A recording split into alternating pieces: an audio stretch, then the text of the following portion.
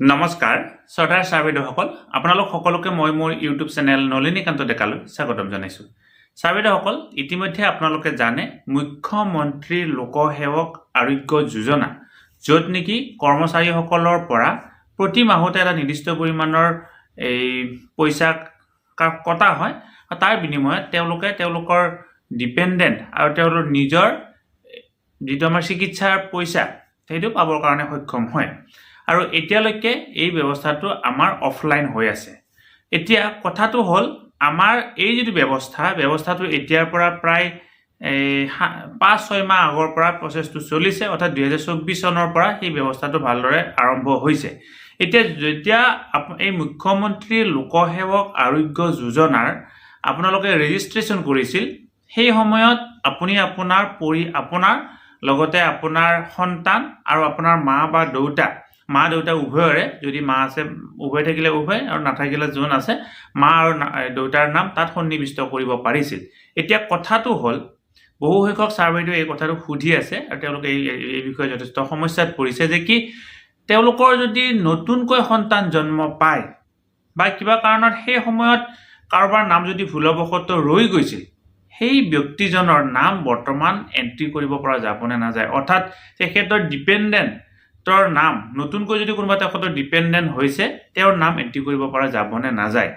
এতিয়া আজি ভিডিঅ'টোৰ জৰিয়তে সেই কথাখিনি ক'বৰ কাৰণে চেষ্টা কৰিম। অৰ্থাৎ আপুনি যেতিয়া মুখ্যমন্ত্ৰী লোকসেৱক আৰোগ্য যোজনাত ৰেজিষ্ট্ৰেশ্যন কৰিছিল, ৰেজিষ্ট্ৰেশ্যন কৰাৰ পিছত আপোনাৰ এপ্ৰুভ হ'ল, প্ৰথমতে এই ৰাজ্যিক পৰ্যায়ত এপ্ৰুভ হ'ব, তাৰপিছত দ্বিতীয় পৰ্যায়ত বা এনেকুৱা ধৰণে এপ্ৰুভখিনি হোৱাৰ পিছত এতিয়া নতুনকৈ আৰু এডিট কৰিব পৰা অপশ্যনটো নাই বা দেখা পোৱা নাযায়। কিন্তু কথা হ'ল যদি কোনোবা এজন ব্যক্তি নতুনকৈ আমাৰ সন্তান জন্ম পায় বা ভুলবশতঃ কোনোবা এজন ব্যক্তিৰ আমি যদি নাম এণ্ট্ৰি কৰিবৰ কাৰণে ৰৈ গৈছিল, তেওঁৰ নামটো এণ্ট্ৰি কৰিব পাৰিম নে নোৱাৰিম, এই কথাটো হৈছে আমি তেওঁৰ নামটো এণ্ট্ৰি কৰিব পাৰিম।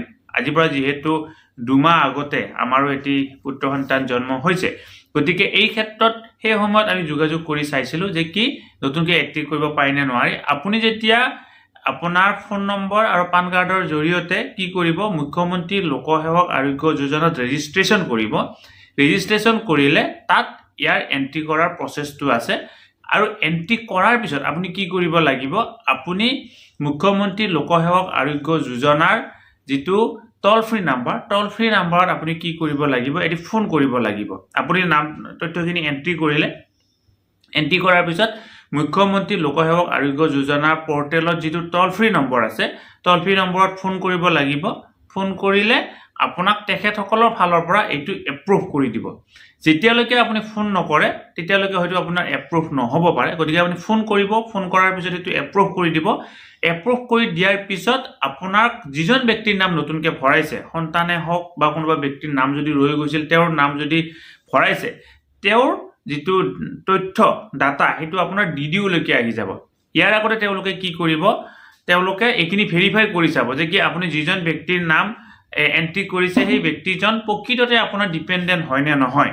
এতিয়া আমাৰ সন্তানৰ ক্ষেত্ৰত আমি আমাৰ বাৰ্থ চাৰ্টিফিকেট দিবলগীয়া হৈছে, তাই ডিচাৰ্জ যিখন থাকে সেই ডিচাৰ্জ দিবলগীয়া হৈছে, এনেকুৱা ধৰণে এইখিনি তথ্য দিবলগীয়া হৈছে। তেওঁলোকে ভেৰিফাই কৰি চাব, ভেৰিফাই কৰি চোৱাৰ পিছত সেইটো DDOলৈকে আহিব আৰু DDOত যেতিয়া এইটো এপ্ৰুভ কৰি দিয়া হ'ব, আপুনি যদি LP আৰু ME স্কুলৰ ৰেগুলাৰ শিক্ষক হয় তেতিয়াহ'লে সেইটো ব্লকত কৰিব লাগিব।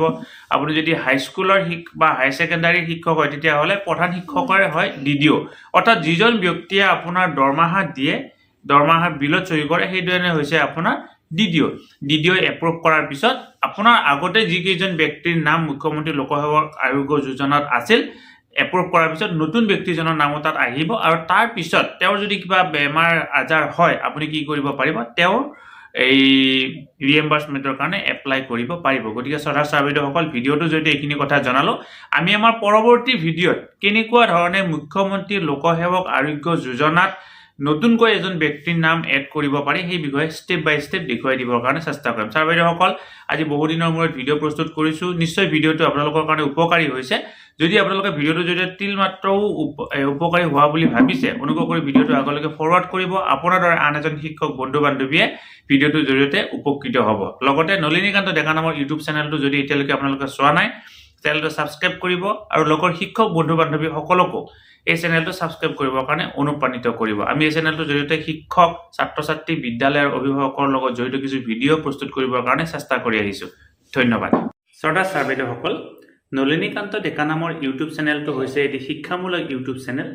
এই চেনেলটোৰ জৰিয়তে আমি শিক্ষক, ছাত্ৰ-ছাত্ৰী, অভিভাৱক আৰু বিদ্যালয়ৰ কাৰণে উপযোগী কিছু ভিডিঅ' প্ৰস্তুত কৰিবৰ কাৰণে চেষ্টা কৰোঁ। আপুনি যদি আজি পোনপ্ৰথমবাৰৰ কাৰণে এই চেনেলটো চাইছে, অনুগ্ৰহ কৰি চেনেলটো ছাবস্ক্ৰাইব কৰিব আৰু অল নটিফিকেশ্যন প্ৰেছ কৰি থ'ব।